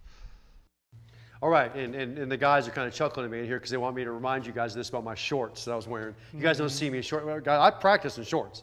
I mean, when it's 110 degrees out, and I think it was like 99 today or whatever it is. Warm. No, it's in shorts. Guys, that's truly practice. I mean, this is what I'm going to show you guys. I'm not out there playing in a competitive round. I mean, if I'm in my PGA events, whatever, yeah, I'm in slacks, but this is practice. Guys, this is out here truly us showing you guys how we practice on the golf course. And those are just 3 quick examples there. Guys, and that's what this is all about. And this is what we're going to start getting into a lot now with our academy for the next couple of months. Because we want to be able to sit there and say, okay, guys, we know we've talked ad nauseum about how to practice on the range. We've talked ad nauseum about how to practice around the green. I mean, as in like get on the range, set up your short game, stations, and we'll continue to talk about this forever. But right now is a really good opportunity for us to be able to say, guys, you can get out on the golf course, you can go practice. Now, I'm going to throw one thing out to you guys before we go into some questions tonight and so on, and see if Chandler has anything to say, but because I know the first thing we're going to get. This is what I do when I go practice on the golf course. I actually will go out typically when the course isn't very busy, obviously. Sometimes I go in the front 9 when it's late at night, or I'll go in the back 9 early in the morning. I mean, I do that a lot. Or I'll go out there a little bit when it's warm out. But I will typically let a slow group go through me. I will get behind that group and have a gap behind me, you know, if there's, you know, if I can find a gap, because then I keep up with that group ahead of me, but it gives me a lot of time. Right. So in other words, I actually will have, let's say, a foursome of guys who play in 3.5, 4 hours. Maybe there's a couple of them out there. I'll let them get ahead of me, and there'll be a gap behind them, and that's where I fall into. I just want to throw that out because I know some of our students kind of freak out even on this. But that's where I fall in there, and it gives me all this time to do it. And yes, I'm looking behind me and seeing if I'm not holding anybody up. But guys, here's the deal. We're at a golf course. It's a very busy golf course. There's 400 members. It's a beautiful golf course. And there isn't a day of the week besides Saturday morning and Sunday morning that you can't go practice on the golf course. Right. At all times around that, you can find somewhere to go practice on the golf course. So there is always places to do this. You know, we talked to Shannon Friday. You guys know who Shannon is. Shannon ran 2 major golf courses, the busiest public golf courses in Oklahoma and Kansas. And he would go out and do this on his courses all the time. And these were getting thousands of rounds. But anyway, we'll talk to you guys about that too. But the master class, because you guys know we love to have master class every few months. The master class coming up, starting, it's going to be in September, I think is when it starts. Late August, early September is when it starts. We're filming it actually. We've started some of the filming. Majority of the filming is going to occur in the next couple of weeks. It's all on-course filming, except for one about the stats. All the rest is all on auto practice on the golf course. Is going to be presented, and that's what we're actually going to do in the next master class. Now, the only other thing that we'll do in that, besides that particularly, is we are actually going to have an entire section on how to keep it prepared. In other words, your pre-round or your pre-tournament round, your pre-tournament practice round. Meaning, if you had a tournament tomorrow on a golf course the next couple of days, what would you do on the golf course today to prepare for that round? You know, so, and trust me, this gentleman's an expert at it. I'm an expert at it. We've done this thousands of times. We're actually going to have a section on there on that also. Exactly what you guys should be doing on your pre-round practice, your pre-tournament practice round. Anything else you want to talk about that, Chandler? Yeah, so that, I mean, and that yardage book is going to come in great deal handy for that, because it's everywhere from the tee box, situational, which side of the tee box to aim from, what type of club to hit off the tee, different situations around the fairway, if you miss it right, if you miss it left, fairway bunker shots, anything around the greens, a bunch of games. I mean, it's going to be pretty amazing. And the guys in the control room are telling me, remind you this, if you sign up for the class, we actually are giving you guys a yardage book. It's a leather bound. We're going to, I mean, no excuses. You know how I am with no excuses. We're actually going to get this with the course. It's going to have this with the stat book and everything else. So the official book with your name on it and everything. But you guys are going to get this. It's going to come with the course. So, all right. So anyway, it's enough on that. I wanted you guys to give a little bit of instruction on that, so you kind of got a better feel of what we mean by practice on the golf course, because that's kind of how a lot of the questions revolve tonight. And I think they're actually going to have a link for the pre-sale here. All right. So coming up, I think they may have something come up now in the bottom third. Yeah. Okay. So you guys will see that. All right, and we started a little bit late tonight, so we've got close to a half hour of Q&A, so we're good. So we're going to get rolling here, and we should be able to get through a lot of questions. Again, guys, we had a lot of them preloaded. Chandler and I kind of go back and forth on this, and we'll start getting them going now. You guys got them? All right, first one from Robert Gertie. While playing, you just practice a feel or try to hit a position. While playing, okay. I'm really good at having come back to me. Bob, it is feel. When you get in the golf course, you're not working on positions. No way, no how. Position practice, you guys know we talk about this, is a practice type B setting. That is on the range, on the putting green, on the chipping green, working on fundamentals. You need to develop that into in a subconscious thought or a movement, a feel that when you get in the golf course, you can have the positive energy, the positive state, to then pull that off in the golf course and put it in a feel. And I'll have Chandler talk about this for 2 seconds here. If I said right now to Chandler, and I know I'm saying I'm putting words in his mouth, but I'm having to describe this. If I said right now, Chandler, every time before I hit a shot, I feel that shot before I hit it. Mm-hmm. Do you? Yeah, Okay, yeah, for sure. That. Well, the one thing, it comes to really kind of the thought behind it. You know, what am I thinking? Because the one thing whenever you come up to a shot is you obviously have to assess the lie, the yardage, all of that good stuff. And most, you know, some of the times it's not just a normal full swing. So you have to just feel, you have to feel it. And so I kind of visualize, I imagine kind of the feel that I want to have, the shot that I want to hit. And then once you get that image in your mind, then you step in and you produce it. And so it's really getting your mind in the sense, or in the mindset of, okay, what do I need to do to produce this shot? Okay, let's get in there, let's feel it, let's make it happen. So it's not thinking technical at all. It's getting completely away from that. It's 100% feel. Whenever you're on the golf course and you're practicing on the golf course or preparing to play, you know, a competitive round or a tournament or something like that, it's 100% feel, and it's gathering knowledge of the golf course. But let me bring up one thing here. I know there. I don't want to get real in depth in one question, but this is kind of funny because Chandler and I just had this conversation a couple hours ago because we were talking about Paul Monahan again in the mental game school. Guys, and Chandler brought this up. Part of it is when you get over a shot and you feel uncomfortable, you need to assess what's going on after. I mean, because you get uncomfortable over a shot and you're like, man, and then you hit the shot and you don't hit it well, maybe even you hit it okay, but you didn't feel right over it. You need to figure out what went on. Right. That's a post-assessment, or you can do a score assessment, or that's what we're talking about, of why you didn't feel right. And a lot of guys, they'll sit there and say, it's because of my setup. No, most of it's because they don't have confidence in what they're doing. And you'd be shocked, when we do an assessment, it's not about, we'll take a video of it. This is what we do with our students. We take a video and their setup was perfect, but they didn't have the confidence. Or something, you know, they went to level 1 or level 2, and all of a sudden, they couldn't pull up the shot because they felt wrong. And I'll tell you what, that's huge. And this is where you get from an average player to a good player, or even a poor player to an average player, because they don't have confidence, so then they lack feel, and then they fall into poor golf shots, not because of setup issues, because of lack of confidence issues. But anyway, so when you talk feel, there's more than just saying I'm trying to feel right. Assess what's going on out there. And when you have those situations out there where maybe you're not feeling comfortable, that's the time to take a note of it so that you have that with you. Exactly. So after your round, or whenever you have that chance to go out there and practice on the golf course, you can go to that same spot and you can drop a bucket of balls there and you can work it out and you can feel it. And I'll tell you how you know this. That confidence. You hear it every single time you hear a professional. You hear Jordan or Tiger, and they'll talk, and you notice they come in a post-round interview, 90% of the time they're asking about the shots they missed. Hey, Tiger, you hit that guy on the right. You're the one that you signed the glove today. He will tell you exactly what he was feeling in a second because he's already assessed it. This is what they do. He's already assessed that feeling. I mean, it's pretty crazy. He's not sitting there going, oh, yeah, well, no, he's telling you exactly through that assessment. Let's go to the next question. All right. Clea, do you need to change your address positions, uneven lives around the green? Yeah, well, yes. I mean, basically, and we're not going to do it right here, but when you have uneven lies, it's a balance issue. So for most of the time, when there's a downhill slope, you're backing up the ball. Even an uphill slope, you're backing up the ball on those. You're trying to get in a position where the club bottoms out. I mean, again, we've got tons of videos on this. We got instruction on this and so on. But yeah, but the key, here's the issue. And this is going to oversimplify it.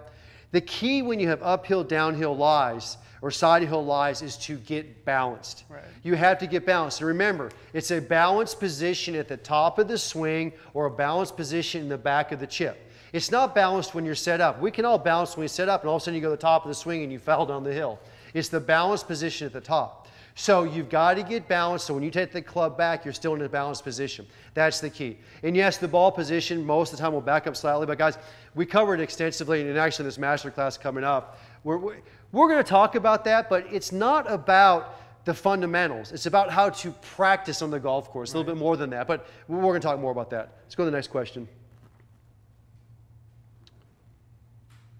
All right, Jeff A. How do you tell how tight to squeeze the grip pressure? Mo said he would draw blood with his left hand. Yeah, I'll take this one. So whenever looking at grip pressure, and we don't talk a whole lot about grip pressure just in the sense that, you know, we get some ladies at our golf schools that maybe don't have a whole lot of strength, or you may get a guy who, you know, is built very strong. So if you tell them, you know, grip it like a 6, well, you know, the lady's grip pressure, you know, she may have to feel a 10 and the guy may have to feel a 2 in order to get that feeling. So we talk about more at where the pressure is in the hands, and whenever you look at the lead hand, it's making sure that the pressure is in the bottom 3 fingers pulling up into the heel pad, so the pinky to the middle finger pulling up into the heel pad, the index finger and thumb are just along for the ride. And really where Mo would talk about, yeah, it feels like I'm drawing blood, but I guess he never really ever got his blood taken. So who really knows about that? But one thing that he did say, and one thing that really hit home to me in one of his videos that I was watching, was he's gripping it tight enough to where the club does not stutter through the golf ball. So, and then also, you don't want to be gripping it so tight to where you can't create leverage. We want to grip it tight enough to where we still have control of that club head and to where we still are able to leverage the golf club. So that's kind of the grip pressure in the lead hand. Can't really put a quantity on it, a number on it, because again, everybody's strengths and weaknesses are different. And then the trail hand, looking at the trail hand position, I know he talked about lead hand, but in the trail hand, the pressure is in that pinch between the thumb and index finger, just as if we were to skip a rock. If we were to skip a rock, we're going to hold it out there on the fingertips. That's where that pressure is. We're trying to get that pressure as far away from that wrist joint as we can. That way, whenever we come down the hitting position, we can release that and skip that rock to the golf ball. So pressure, again, bottom 3 fingers pulling up in the lead hand and in the pinch between the thumb and index finger on that trail hand. And one thing that you can even do, and I did this because that's one thing that I dealt with whenever I was switching over to the single plane swing, is I would work on just taking off where the pressure is not in the hands. And so I would actually just make some swings with just the bottom 3 fingers pulling up the heel pad and just that pinch there, and just make some swings like that so I could feel that. One thing that I had before I switched over to this was a very strong grip, and so I was also putting pressure down, so I had an angle here. And one thing that I would do on my glove is I would wear out the thumb on my glove, and I showed that to Tim and Todd, and they were like, whoa, whoa, whoa, yeah. Why are you wearing that out? There shouldn't be any pressure there. And so I worked pretty diligently on feeling that pressure in those proper spots. Well, and then I'll ask Chandler a couple questions here, just kind of preload. He doesn't know I'm asking these, but number one is, how many of our students come in with grip pressure that's too weak, too light? Very, very small. Okay, very almost small none. percentage. It's yeah, always too tight. Oh yeah. And the guys who typically worry about grip pressure, it's too tight. Yes. Right. That's number one. Mm-hmm. Here's number two: is that guys that worry about grip pressure, what percentage have improper grips, or either have a strong grip or weak grip? Which one? Very high. So it's guys. So here's what he typically, and the reason I bring this up is here's what it comes down to. If you're worried about grip pressure, it's typically not grip pressure, it's typically grip placement and the fundamentals. And that's why Chandler went through that like that. And that's why it was perfect. That's why he's the teacher of the teachers. No, it's not the fact that you're saying I can't get my grip pressure right. It's probably improper hand position or hand placement, which is causing improper grip pressure or making you feel that way. And it's important to get that grip on there properly and have it in the proper pressure, because that allows the arms and everything, that allows everything to work together. Absolutely. And allows for the simplest movement. Anytime you grip too tight, you start to get tension, elbows, shoulders, it goes all the way into the body. It's very hard to have a nice fluid motion. So chances are you need to look at that grip and lighten that pressure up. Absolutely. Let's go to the next question. All right, John H. How about one go-to move or checkpoint where the wheels start to come off? I'm thinking in terms of getting back to playing golf after drifting into playing golf swing. Okay. Well, John, there's no such thing as a one go-to move in playing golf, but here's something I will tell you, and this is more towards the how to practice on the golf course. If you are playing a round of golf and it's going pretty good, so you're playing okay and the wheels start coming off, if it's not an issue of getting tired, where in other words, a physical issue where I'm just getting worn out and something's breaking down because I'm getting worn out, that's typically what we see with most people. When they start breaking down late in the round, they're just physically too tired to continue in those positions. Which is easy to do in the hot weather. Yeah, absolutely. Well. I mean, we see it. I mean, even mentally or physically. But number two is the only things that can really change rapidly, that do change rapidly, are three things, and that is ball position, tempo, and alignment. And these are the three things that can change overnight or during a round. Meaning you can start out with good ball position, and all of a sudden your tendency may get it too far forward, get too far back, and you can slip during a round. You can get fast turned around. Most people don't get slow. They start getting nervous, they getting fast. Or your alignment issues. We start getting our shoulders and our hips off alignment. And that's very common. And so if I had a go-to or something to go to, and something, I would check those first. Yeah. Because I'll tell you right now, my go-to, if you want to say a swing thought, I try to slow down. Because obviously I got a fast paced. I mean, I'm one of those guys that, you know, kind of type A. And really it comes down to, you know, if you're looking at those aspects, it really comes down to your pre-shot routine. Right. Do you have a consistent pre-shot routine that allows you to set up into the golf shot every single time? Because the majority of the time we see no pre-shot routines. We see setting up different every single time. And the reason he's bringing that up is because we just met about this master class, and Chandler goes, "Can I please?" And I said, "Absolutely. That can be on your section," because it drives him crazy. So it's so important, and that's one thing that you see with Tim and Todd is every time they set up to the golf ball, you see them do the exact same thing. He's the king of it. All good players, they have a consistent routine that allows them to get in a consistent state to where they're comfortable. Physically and mentally. Right. That's the big thing, right. So anyway, so there's really not a one go-to on the thing, but those are things to look at because those are things that typically tend to break down. And even with really good players. You guys watch, even with great players, those tend to break down. Right. Let's go to the next question. All right, well, this is a long one. Steve M. Like uneven greens, how about uneven lies in the fairway for hitting the ball above or below the feet? How to judge the impact of the rough in terms of when to use a high reverse iron, how much more club you need on the same distance around the rough fairway or first, okay. I mean, I'm not sure how to answer that. I mean, here's the deal. I mean, you know, this right there is an hour of instruction right there. I mean, to be honest with you. Right. I mean, and actually Todd talked about that. If you noticed, when he did the video on there, and you guys the first one you guys saw, he went in the fairway out of a divot. He hit a 7-iron, am I right? And I think you said he's like 155 because he's short. So it was like out of the divot, okay? He's probably watching. He's probably watching this in New Hampshire, so you're short, Todd. Okay, so then he went and pulled it into the rough, put it in the rough, and he hit the exact same distance, and he hit an 8-iron because he knew he was going to get a fly or lie, and he hit a really, really good shot. We were commenting. He hit a good shot from there. It came out nice. It came out nice, but he hit a fly or lie, and as he said on there, he said it's going to have minimal spin. In other words, it was not going to have overspin, but minimal spin was not going to not stop that ball. It bounced. Because of how much grass Right, was how in much between grass. the club That's what and he's the ball. describing. Yeah. Well, guys, when you're talking hybrids out of the rough, you got to talk about depth of rough. I can't sit there and say, here's a hybrid in the rough. Is the ball at the bottom of the rough? Is it the middle of the rough? Is it the top of the rough? 3 completely different golf shots. In fact, the ball at the bottom of the rough probably isn't even a hybrid. Okay? Right. So that's number 2 is what hybrid are you hitting? I can take a 5 hybrid out of basically any rough. I ain't taking a 3 hybrid out of the bottom of the rough. It's not happening. I mean, not enough loft, okay? So, guys, there's a lot more to that question. And when we get out there and we do this, we're going to cover those extensively. Trust me on that. Trust me on that. Can't do it in the studio, sorry, but I would like to be able to, but we're going to cover that extensively. Let's go to the next question. All right, William H. My nemesis is the dreaded downhill lie of the rough near the pin.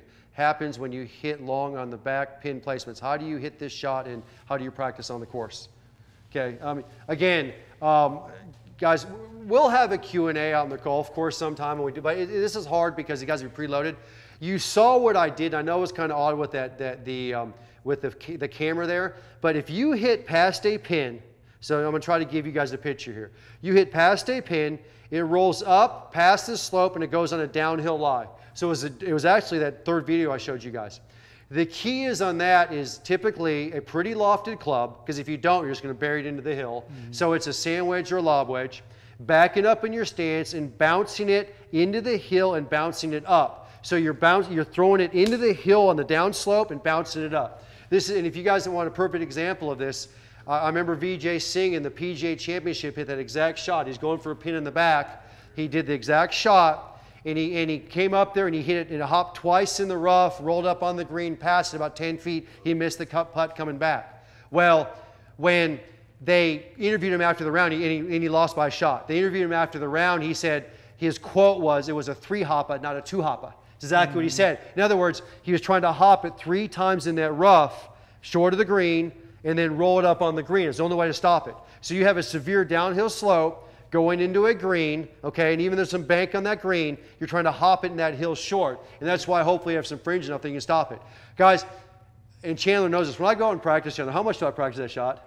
I practice this time. a lot. Yeah. I mean, because this is the shot. Because here's the, I can get up and down in basic chips all the time, and I can do it around the green. But I ain't practicing that on the around my chipping green. There's nowhere to practice it. That would be one of those oh crap situations Exactly. where Yeah. you know, you're on a down slope, you're in some rough, you don't have very much green to work with, you're trying to bounce it in the hill, you know, a 3-hop or whatever, and it's a very difficult shot. So those are great to practice and work through that. But here's and the try different clubs. But here's the other thing. Remember we talked about keeping your stats. Okay, so you don't get it up and down.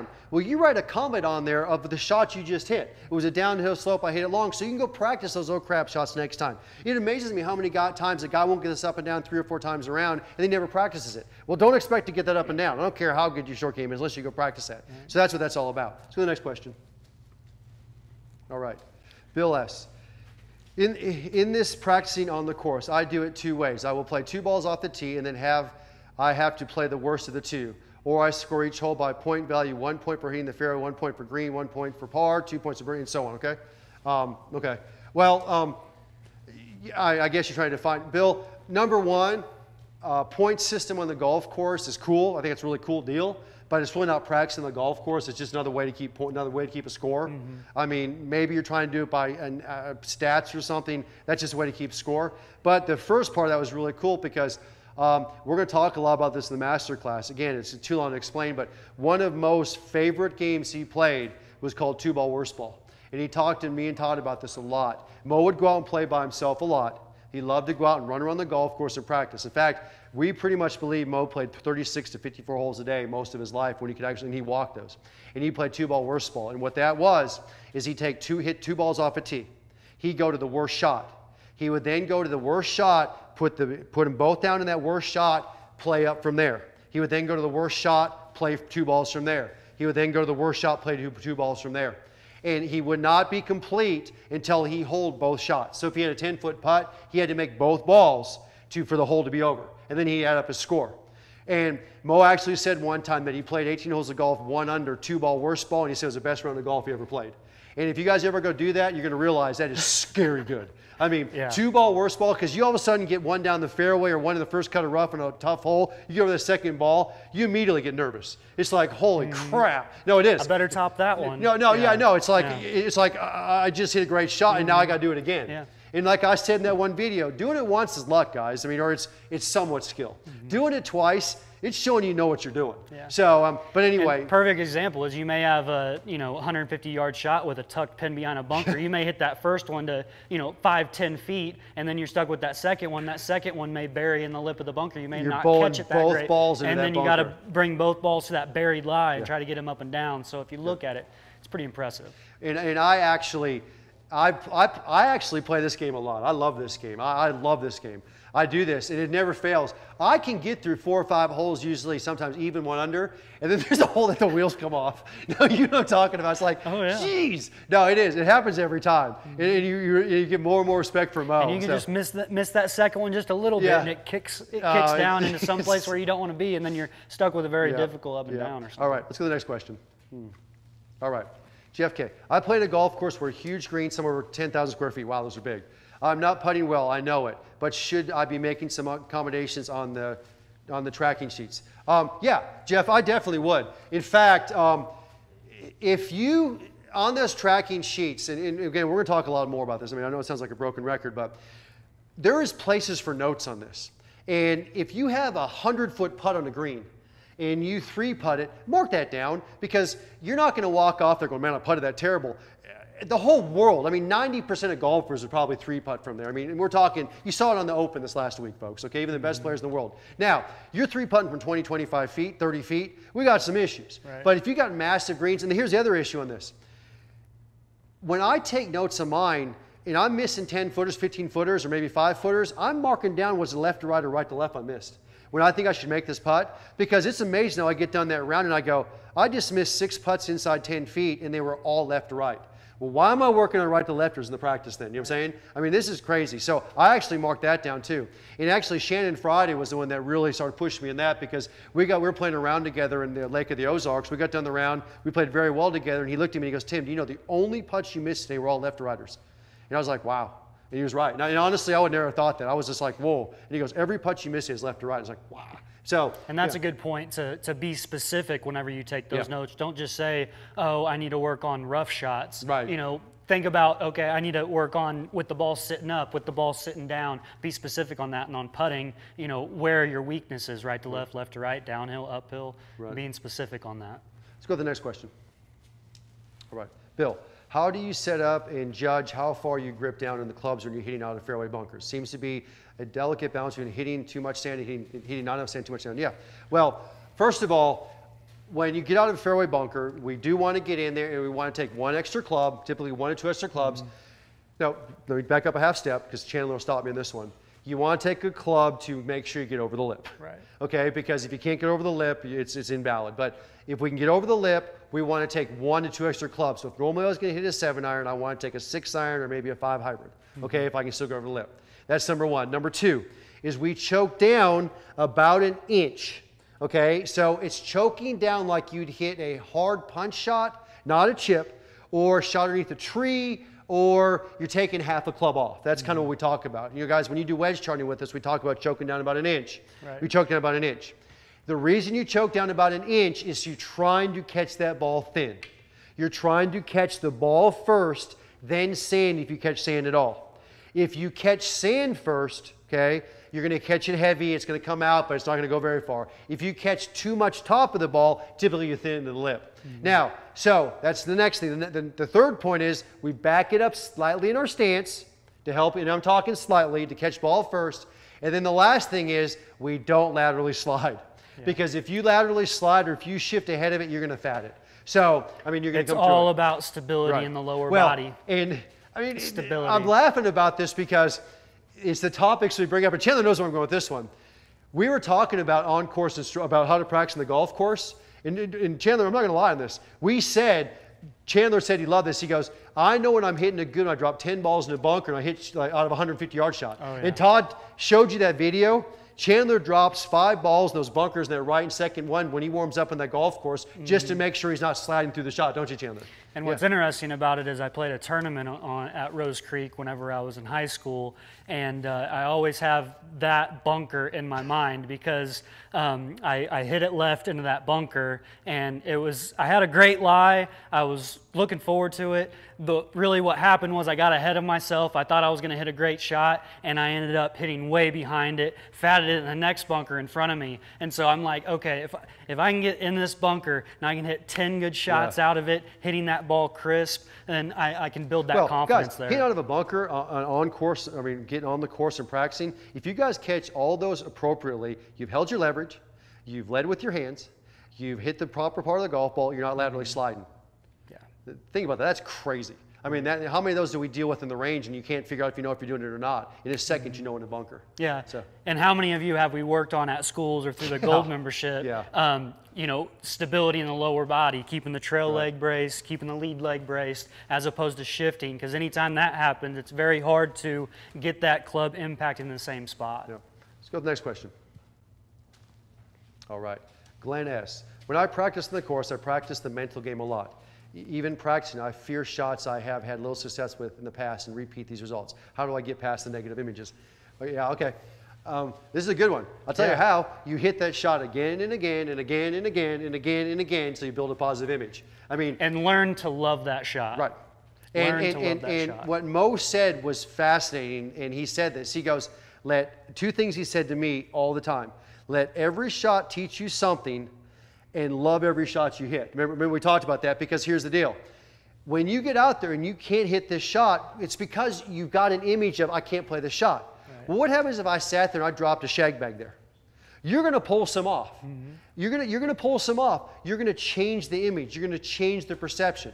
And then analyze what's going on, because that's exactly what we talked about earlier. You walk up over that shot with no confidence. I don't care if you're Tiger Woods. I don't care if you're Jordan Spieth. You aren't going to hit the shot. You're not going to hit the shot. You've got to create confidence over that. Guys, I talk about the 4 C's of the short game. We talk about creating the shot, committing to it with confidence, then critiquing it. Guys, it's the same thing in the long game. This is what you guys, most people understand. When you get over a long game shot, you're creating the shot. Is it sitting down? Is it sitting up? It's exactly what Todd talked about. Is it in the divot? Is it in the rough? Is it in the fairway? Are we hitting into wind? Are we hitting uphill? Where's the pin? You're creating the shot. And when you create that shot, you're putting your mind. And then when you get over it, you commit to it with confidence. And that's when Chandler was saying, love the shot. Get over it and love the shot, saying, I've done the work. I've already created in my head. I've selected the club. Now I'm going to commit to it with confidence. And then critique it. And what I mean by critiquing, if you didn't pull it off, okay, if you're practicing the golf course, hit a few more from there. Don't rock off and go, man, I can't hit that shot at all. That's what we see from the average player. Drop 5 balls from there. Try it, okay? Or sit there and say, okay, let that group go through. Now let's go do this again. I mean, this is what we do. This is what good players do. When we get the shots we play off and we hit the shot, it's an easy shot, we're not practicing that one. We're going to go practice some stuff that's pretty hard. And guys, the hardest practice is hitting shots you're not good at. It is the hardest practice because most people get frustrated by it.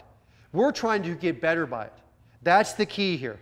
It's very hard to hit practice shots you're not good at.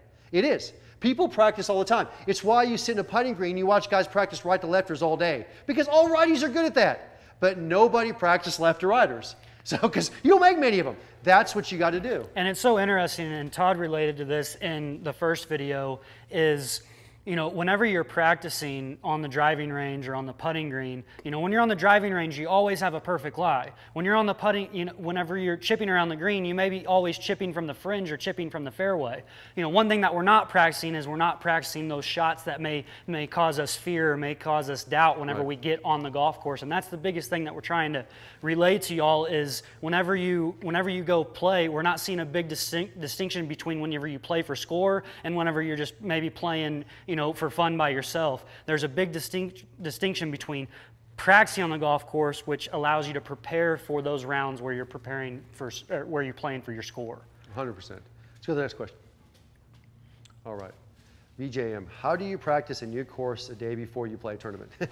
Well, that's going to be a whole hour video on that. I mean, and thank you for the question, but it's literally going out and sitting there and saying, okay, where do I need to, if I'm play this hole, do I need to favor certain parts of the green? It's literally sitting on a hole when you're out there and saying, okay, you get on the tee box, you know your strengths, your weaknesses to your game, and you sit in a tee box and say, okay, can I physically get to these bunkers or not? Okay, if you can't, why are we even worrying about them? If you can, do I have to take different clubs off the tee? It's sitting over and saying, okay, I got some side hill lies. And this is, and I'll give you a perfect example here. I mean, this is a long, we're not going to go that long into the question here, but it's amazing how many times, and this is when I was a rookie and before I was on the mini tours, I didn't realize this, not getting a practice round, and I'm hitting the ball pretty good, and all of a sudden I get done my practice round, I realize I missed one fairway out there today, and I hit one ball out of the rough. And then I go my first round of golf, and I get nervous, and I hit half the fairways, and all of a sudden I've got a half dozen rough shots, and I wasn't prepared for it. I mean, that ball's shooting out of that rough, or it's coming out dead, or whatever. It's sitting there realizing, okay, how do I analyze and go around and prepare for all the different shots? And a lot of it's around the green work. I mean, and I'll give you another perfect example of this, and I'll put my hand up in the air and be guilty of this. And I don't play a lot anymore, but on Monday I had an event, a little section event. It wasn't a big deal. It was just a one-day deal, you know, that time of year. And it was at Oak Tree. It's a really good golf course. And right around the bunkers, around the greens, they got some really thick grass. I mean, I'm talking, it's heavy, heavy, heavy grass. It's kind of where it kind of digs down around the bunkers, okay? So if you hit on a green and it rolls off, it goes in this really thick stuff. Well, the issue I had, and to be honest with you guys, is that my greens that I normally practice on at home, our home course, are fast, but they're not real fast. They're not hard. They're very soft. Right. Oak trees are very hard. So I'm hitting out of really thick, heavy grass onto very hard greens, and I short-sighted myself 3 times. I'll be totally honest with you. I tried the best I could. I got up and down one out of those 3 times. I hit myself 10 feet, like 15 feet, and like another 10 feet. They were really tough golf shots. Well, if I would have had a proper practice round for this one round, which I didn't even have one, but if I did, I would have practiced that extensively. I would have been in there because I would have known I would have had those shots. Right. I mean, I would have practiced that more than probably any other shot in the golf course, knowing that that was pretty easy to get in there. That's what we're talking about, a practice round. You figure that kind of stuff out and you go work through that. That's what effective practice rounds are. Practice rounds are not about how well I hit it off the tee, how well I'm hitting my iron shots. It's about taking the different circumstances on the course and being prepared for them. Yeah, it's gathering knowledge of the golf course, and more importantly, you know, around the greens, where could potential pin locations be? Where do I want to miss it? And gathering that knowledge to know how to play to your strengths out there. Nothing is harder but more satisfying in the world than to play a practice round and play a really hard par 3, and on the practice round to sit there and say, okay, hit the middle of the green, because everywhere on this green besides the middle is going to be a sucker pin. And you know that because maybe there's water left and rough right and short is, and so you're sitting there saying middle of the green, and you walk up there in that round of golf, and you play the middle of the green, you walk away with a par, and you realize, if I wouldn't have played the practice round, that would have been, it's such a risk reward. Right. And guys, trust me, there's a lot of stuff out there like that. That's why architects set them out. But it's so satisfying to be able to do that because you did the pre-round work to prepare yourself to do the best you could in that. So let's go to the next one. We got one more question? All right, one more question? All right. All right, so David Johnson, what's most important to a guy coming back to golf after 10 years away? Okay. Well, I mean, if you've been away from golf for a long time and you played golf before, I would say right now just get into the core fundamentals because I would assume everybody has fundamentals that play golf before, but they're way down there. I mean, they're not very strong habits right now. So I would work on the setup first.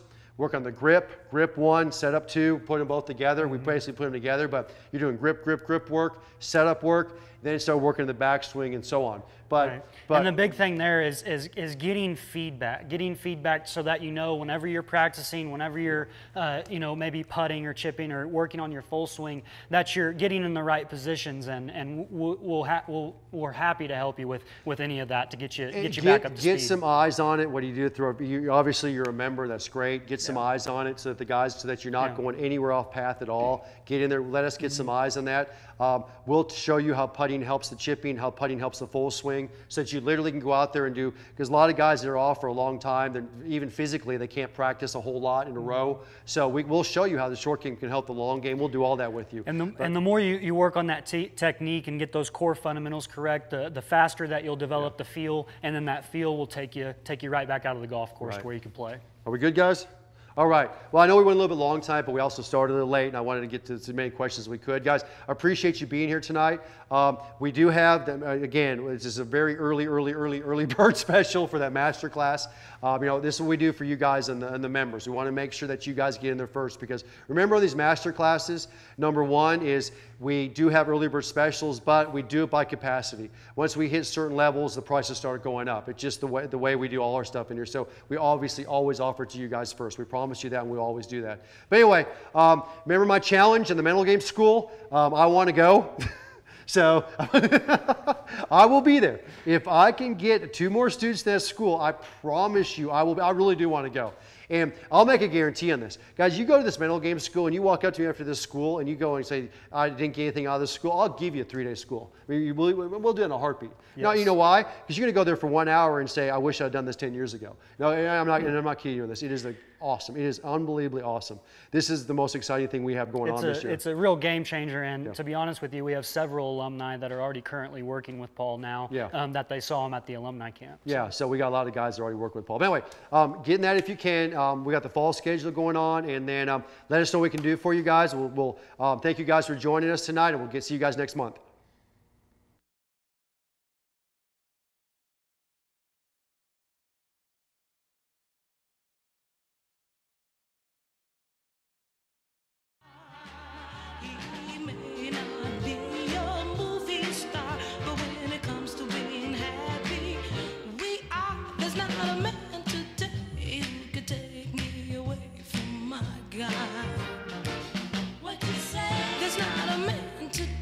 Who could take me away from my God?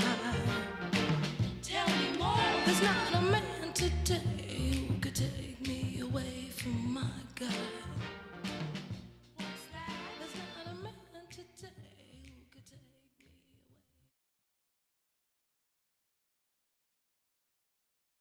away. 1, 2, 3 o'clock, 4 o'clock, rock. 5, 6, 7 o'clock, 8 o'clock, rock.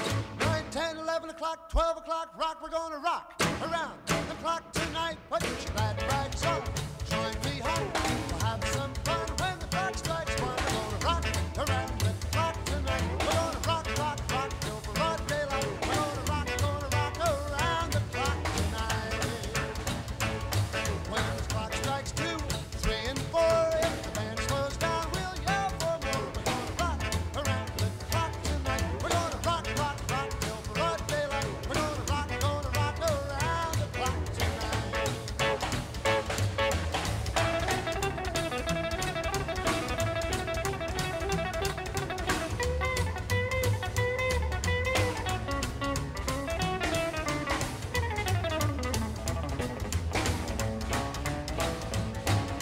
the chimes ring 5, 6, and 7, we'll be right in seventh heaven. We're gonna rock around the clock tonight. We're gonna rock, rock, rock till broad daylight. We're gonna rock around the clock tonight. Oh, well, it's 8, 9, 10, 11, 2.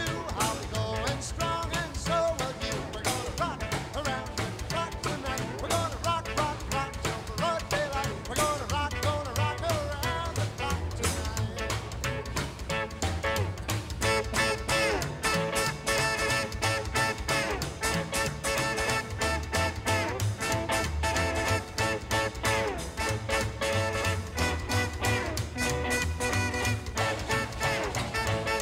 When the clock strikes 12, we'll cool off, then start rocking around the clock again. We're gonna rock around the clock tonight. We're gonna rock, rock, rock till broad daylight. We're gonna rock around the clock tonight.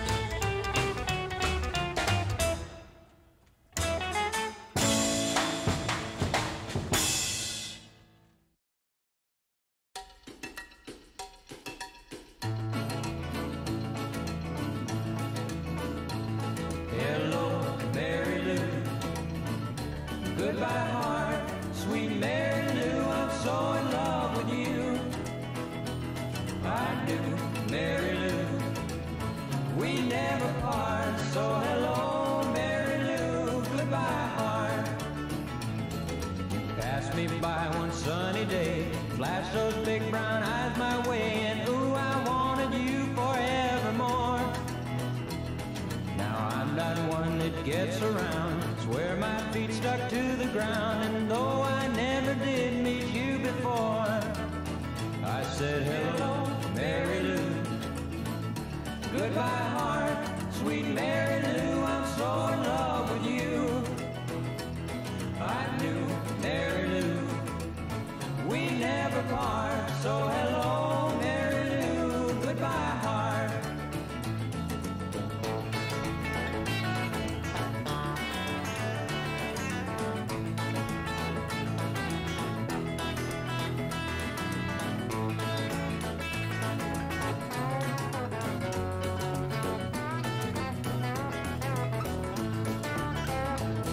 I saw your lips, I heard your voice. Believe me, I just had no choice. Wild horses couldn't make me stay away. I thought about a moonlit night, arms around you good and tight. That's all I had to see for me to say. Hey, hey, hello, Mary Lou. Goodbye, heart, sweet Mary Lou. I'm so in love with you. I knew, Mary